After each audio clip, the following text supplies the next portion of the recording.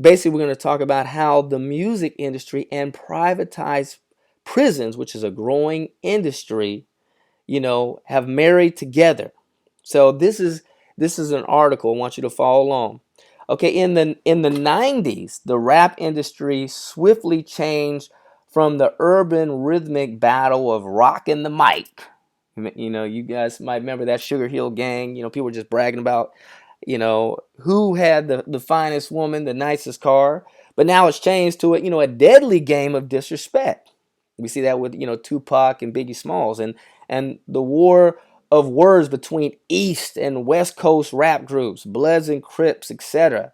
This new gangster rap trend exploded out of nowhere, and soon local wannabe rap groups were transforming themselves into street gangs. So you had, groups that started off as musical groups that later changed into street gangs because of the influence of the music, so taunting and challenging the neighborhood gangs in their territory. I was talking with a man this week whose son was killed after he and his gang made a rap video disrespecting a rival neighborhood gang. He was killed in a drive-by shooting the day after the video was aired on YouTube. Now that's what these gangs are doing. A lot of times, they're getting bold with it. They're actually, putting out what they're going to do, putting out prophecies, if you will, of what they're going to do to other gang, and then they're putting it on YouTube. And then when they get done doing it, they go on YouTube again and glorify it. So since the early 90s, the rap game has taken a very dark and diabolical turn. It changed from the creative battle of rhythmic lyrics and who can get the most ladies to who can sell the most drugs, pimp the most women, and kill the most enemies. Okay, how did this happen? I could sum this up with one verse from the Holy Bible. The love of money is the root of all evil. That's 1 Timothy 6 and 10. America's slave industry has resurrected itself. It's larger, stronger, and more profitable than ever before, and has legally reinvented itself. Okay, we all know it's illegal to capture and enslave the human body. However, the modernized slave owner has learned through new advancements in psychology and technology that if you can capture an individual's mind, the body will follow into its own captivity. I personally coined these modernized slave masters as the private prison cartel. Now, the rap audience has become the modern day plantation for the private prison cartel slave masters who reside on Wall Street. Now, these cartel slave masters don't have to use the big sea ships, rifles, and shackles. They have upgraded from their predecessors to the wireless technology of musical waves. The gangster rappers and entertainers have become the new Uncle Toms, using the tool of music to entrap the minds of the masses, willing to sell their soul for an easy payoff for a nicer house on the plantation. I'm talking about Uncle Toms like the Jay-Z's, the Lil Waynes, the Eminems, and so on.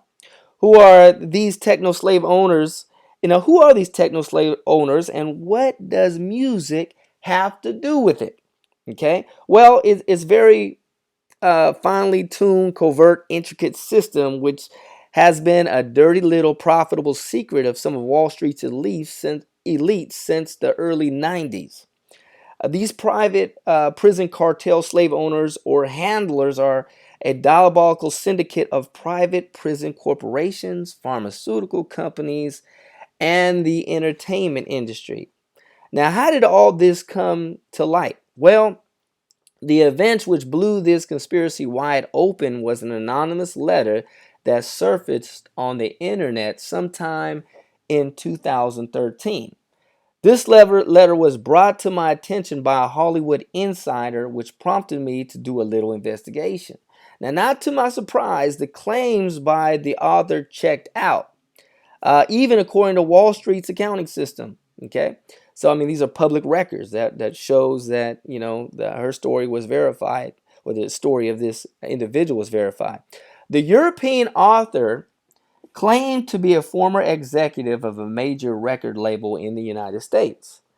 He conveys that he wrote the letter to clear his conscience after seeing the devastation the rap industry was having on the youth in America.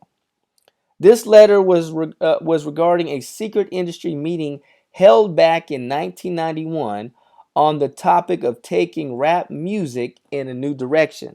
The following is the anonymous letter.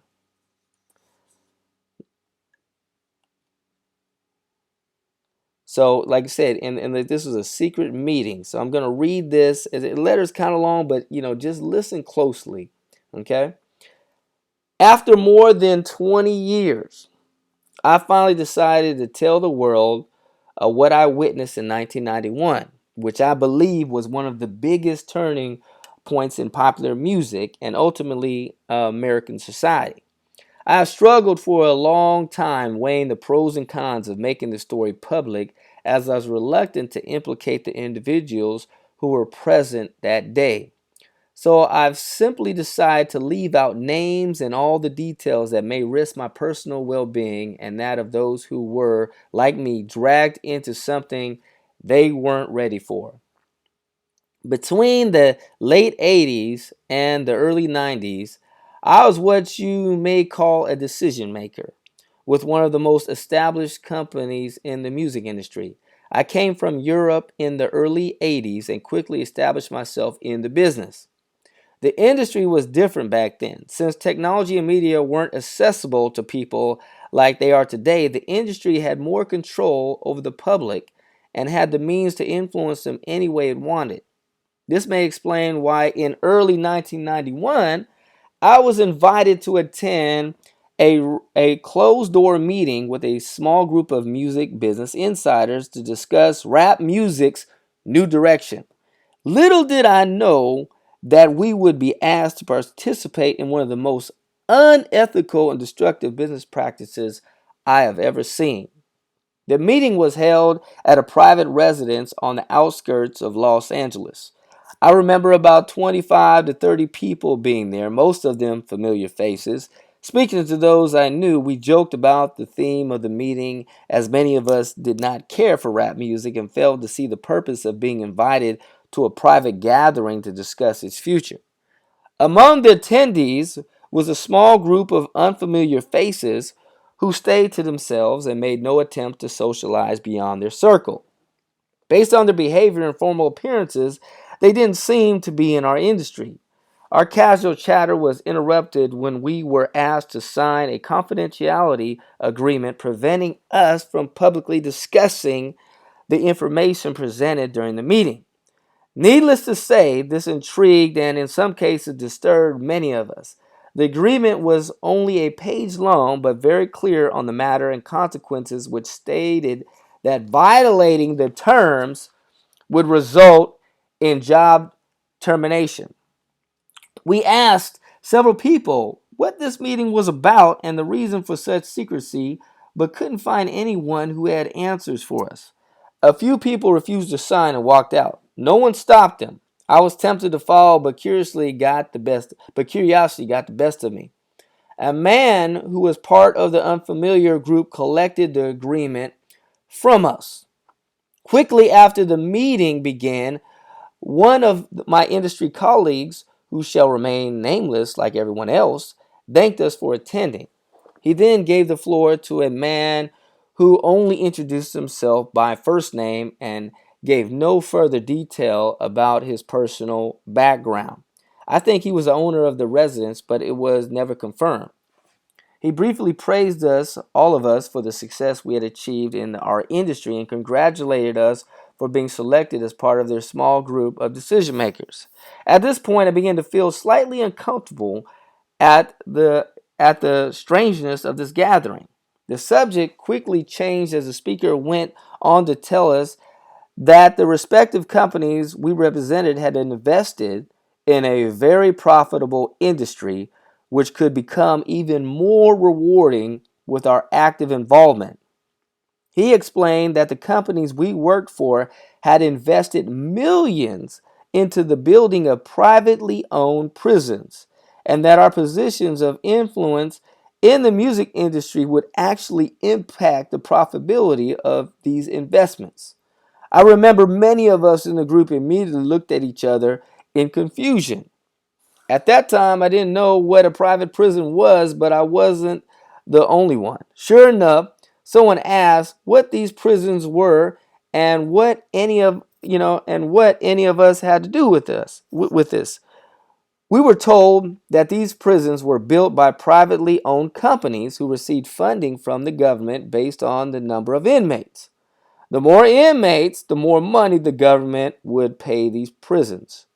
It was also made clear to us that since these prisons are privately owned, as they become publicly traded, we'd be able to buy shares. Most of us were taken back by this. Again, a couple of people asked what this had to do with us. At this point, my industry colleague, who had first opened the meeting, took the floor again and answered our question. He told us that since our employers had become silent investors in this prison business, it was now in their best interest to make sure that these prisons remained filled. Our job would be to help make this happen by marketing music which promotes criminal behavior, rap being the music of choice. He assured us that this would be a great situation for us because rap music was becoming an increasingly profitable market for our companies, and as employee, we'd also be able to buy personal stock in these prisons. Immediately, silence came over the room. You could have heard a pin drop. I remember looking around to make sure I wasn't dreaming and saw half of the people with dropped jaws. My daze was interrupted when someone shouted, "Is this a blanking joke?" At this point, things became chaotic. Two of the men who were part of the unfamiliar group grabbed the man who shouted out and attempted to remove him from the house. A few of us, myself included, tried to intervene. One of them pulled out a gun and we all backed off. They separated us from the crowd and all four of us were escorted outside. My industry colleague, who had opened the meeting earlier, hurried out to meet us and reminded us that we had signed agreement and would suffer the consequences of speaking out about this publicly or even with those who attended the meeting. I asked him why he was involved with something this corrupt, and he replied that it was bigger than the music business and nothing we'd want to challenge without risking consequences. We all protested, and as walked back into the house, I remember word for word the last thing he said. "It's out of my hands now. Remember, you signed an agreement." He then closed the door behind him. The men rushed us to our cars and actually watched until we drove off. A million things were going through my mind as I drove away, and I eventually decided to pull over and park on a side street in order to collect my thoughts. I replayed everything in my mind repeatedly, and it all seemed very surreal to me. I was angry with myself for not having taken a more active role in questioning what had been presented to us. I like to believe the shock of it all is what suspended my better nature. After what seemed like an eternity, I was able to calm myself enough to make it home. I didn't talk or call anyone that night. The next day, back at the office, I was visibly out of it, but blamed it on being under the weather. No one else in my department had been invited to the meeting, and I felt a sense of guilt for not being able to share what I'd witnessed. I thought about contacting the three others who were kicked out of the house, but I didn't remember their names and thought that tracking them down would probably bring unwanted attention. I considered speaking out publicly at the risk of losing my job, but I realized I'd probably be jeopardizing more than my job, and I wasn't willing to risk anything happening to my family. I thought about those men with guns and wondered who they were. I had been told that this was bigger than the music business, and all I could do was let my imagination run free. There were no answers, and to no one to talk to. I tried to do a little bit of research on private prisons, but didn't uncover anything about the music business involvement. However, the information I did find confirmed how dangerous this prison business really was. Days turned into weeks and weeks into months. Eventually, it was as if the meeting had never taken place. It all seemed surreal. I became more reclusive and stopped going to any industry events unless professionally obligated to do so. On two occasions, I found myself attending the same function as my former colleagues. Both times our eyes met, but nothing more was exchanged. As the months passed, rap music had definitely changed direction. I was never a fan of it, but even I could tell the difference. Rap acts that talked about politics or harmless fun were quickly fading away as gangster rap started dominating the airwaves. Only a few months had passed since the meeting, but I suspect that the ideas presented that day had been successfully implemented. It was as if the order had been given to all major label executives. The music was climbing the charts, and most companies were more than happy to capitalize on it. Each one was churning out their very own gangster rap acts on the assembly line. Everyone bought into it, consumers included. Violence and drugs use became a central theme in most rap music. I spoke to a few of my peers in the industry to get their opinion on the new trend, but was told repeatedly that it was all about supply and demand. Sadly, many of them even expressed that the music reinforced their prejudice of minorities. I officially quit the music business in 1993, but my heart had already left months before. I broke ties with the majority of my peers and removed myself from this thing I had once loved. I took some time off, returned to Europe for a few years, settled out of state, and lived in a quiet life away from the world of entertainment. As the years passed, I managed to keep my secret, fearful of sharing it with the wrong person, but also a little ashamed of not having had the balls to blow the whistle. But as rap got worse, my guilt grew. Fortunately, in the late 90s, having the internet as a resource, which wasn't at my disposal in the early days, made it easier for me to investigate what is now labeled the prison industrial complex. Now that I have a great understanding of how private prisons operate, things make much more sense than they ever have. I see how the criminalization of rap music played a big part in promoting racial stereotypes and misguided so many impressionable young minds into adopting these glorified criminal behaviors, which often lead to incarceration. 20 years of guilt is a heavy load to carry, but the least I could do now is to share my story, hoping that fans of rap music realize how they've been used for the past 2 decades. Although I plan on remaining anonymous for obvious reasons, my goal now is to get this information out to as many people as possible. Please help me spread the word. Hopefully, others who attend the meeting back in 1991 will be inspired by this and tell their own stories. Most importantly, if only one life has been touched by my story, I pray it makes the weight of my guilt a little more tolerable. Thank you. Now, these private prison cartels, slave masters, views individuals, as we see, not as souls of God's creation, but as just mere, products to profit on. The system was basically set up to, as you see, as the witness, manufacture an assembly line of behavioral products to be placed within their $1 trillion business infrastructure.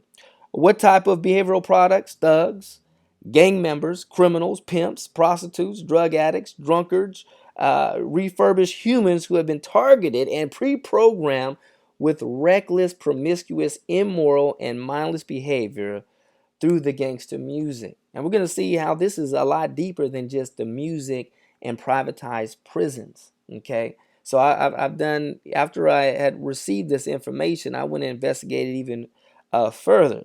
Okay, let me break it down how it works and how profits are made. Okay, okay. The two major prison companies are CCA, Corrections Corporations of America, and the GEO Group.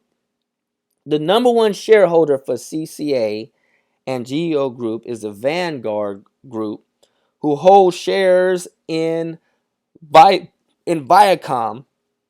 Now, who is Viacom? Viacom owns, as you see, BET, MTV, Spike TV, Comedy Central, VT1, Paramount, all those, two made, and see, they are the two major catalysts for the gangster rap movement. Other shareholders are General Electric, which owns substantial shares in Universal, which owns major shares in Interscope Records, which is Suge Knight's, Death Row Records. Is also Russell Simmons. Remember Def Jam? The CEO of Def Jam, a major catalyst and pioneer in the gangster and thug movement. Okay?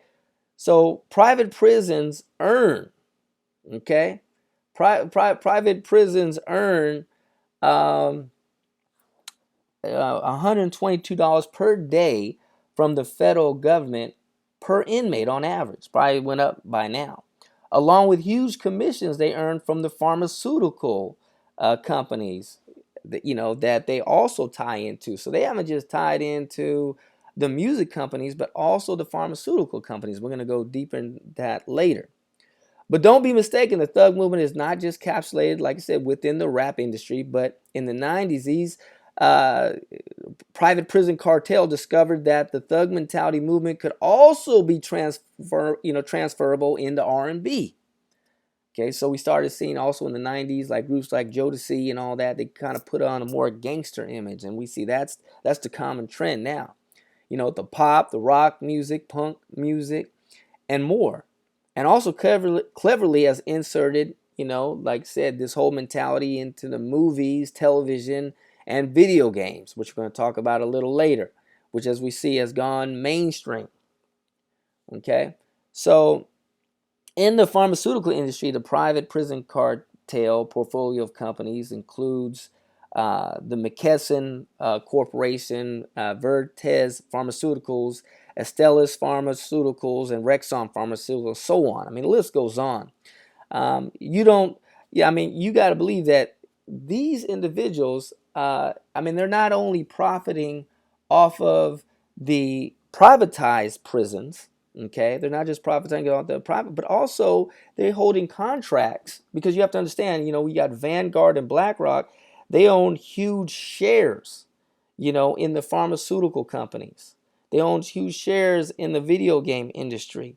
So, like I said, when these individuals go into the prison system, okay, they bought into the shares for the pharmaceuticals. And a lot of times they're using the entertainment because, like I said, a lot of the entertainment, which we're going to talk about a little later, is promoting drug use. So a lot of individuals that are on drugs, when they come to the prison, there's no drugs there. They get on pharmaceuticals. And who's there? Who's profiting from that?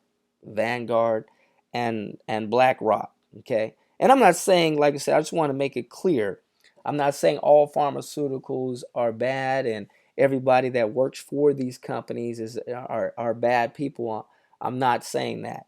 I'm just saying I'm trying to give you the big picture how this whole thing works, okay? Now that some of the people, the shot callers on top, they know what they're doing, okay? But some people are just employed and, working for these companies, so I'm not trying to demonize them.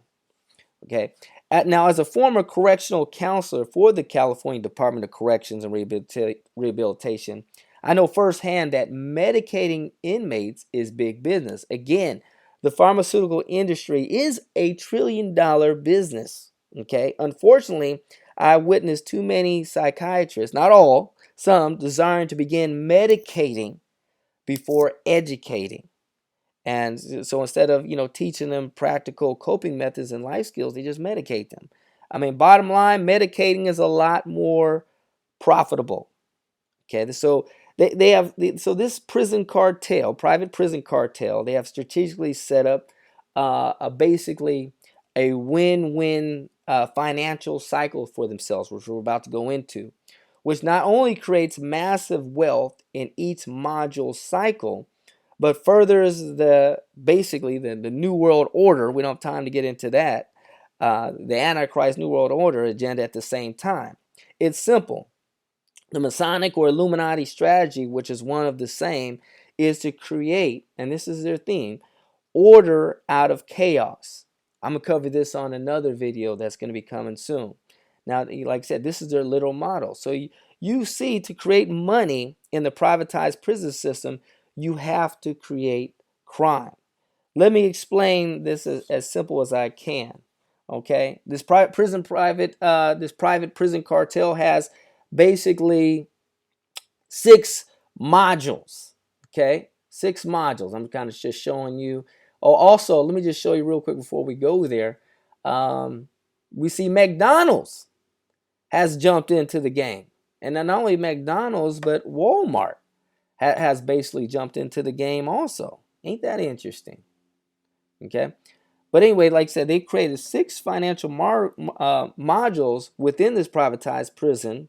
But let's first expose, like I said, the 2 major players. Again, 2 major players again is the trying to get, excuse me, let me get, there we go.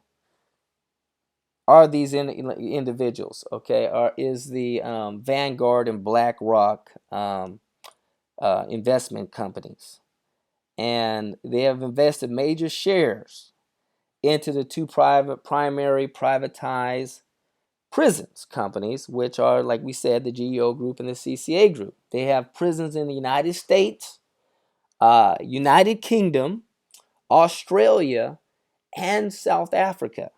Okay, so this is going international. And the GEO Group, as you see, has 106 facilities international. And the CCA Group is mainly in the United States. Is only in the United States. They have 67 facilities. Now, the Vanguard Group and BlackRock Incorporated have also spread out their tentacles, if you will, and invested major shares into 5 other sectors of the business market, which have been very successful at generating crime to generate criminals for their privatized prisons by cultivating criminal mindsets, by glorifying immoral and criminal lifestyles through entertainment. So I'll now explain how these 6 modules work cohesively together in harmony, bringing in massive residual profits. Okay, so we see here, 2.3 million people incarcerated in the U.S. Prisons are big business, and as we see, the McDonald's has jumped into it. And but let's go over here to module 1. Okay, and module 1 is basically entertainment. Okay, that's what they've invested in. We talked about they invested into companies like Viacom, which owns numerous entertainment outlets. I mean, they invested a whole bunch more too. Universal. I mean, I don't have time to put all that up. All the graphs of everything they invest in. I mean, this is public knowledge. You can investigate it yourself. They create the music and the culture which glorifies thugs, gang members, pimps, strippers, gambling, etc. And let me just clarify, I'm not saying that we blame everything on these companies, because, individuals, we have our own free will, what we choose to allow ourselves to be influenced by. But what I'm just saying is they are, like I said, as you've seen, targeting the youth to get them into prison to make their profits. Okay. Now, and they understand the reason why they went with entertainment. Why would they go with music? Now, if you watch some of my other videos, The Powerful Influence of Music, which I'll leave, if you're watching it on YouTube, I'm going to leave a link in my description box. Okay.